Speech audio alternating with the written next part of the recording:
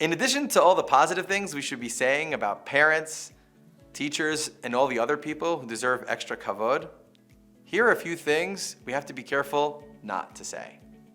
For example, it's not respectful to contradict or correct your parents and teachers, even about trivial things.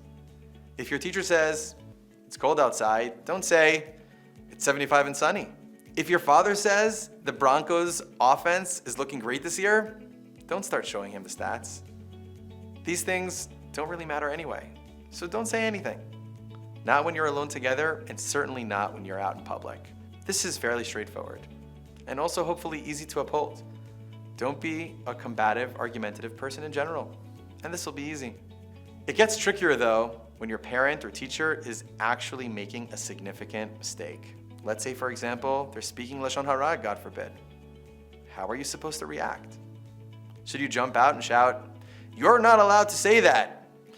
The Chafetz Chaim himself, who wrote the book on avoiding gossip and slander, said that if you hear your parents speaking Lashon Hara, you should correct them. But you have to do so with kavod. How do you do that? Here are 3 suggestions. Number 1, don't openly correct them. Make it into a question, like, might this be Lashon Hara? Number 2, let the correction come from someone else. Maybe say, could we ask the rabbi about this?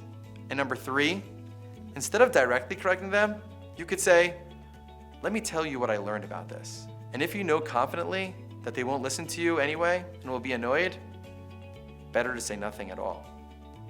This is the rule when it comes to parents and teachers, and it's applicable to just about anybody. When you get to be a master of kavod, you'll know when you have to speak up and correct someone, and how to do so with respect. Try this today. If you hear someone saying something incorrect, first, decide if it needs to be corrected at all. If not, stay silent. If it does, see how respectful you can be when making the correction. I'm Aviad, and I'm speaking with kavod.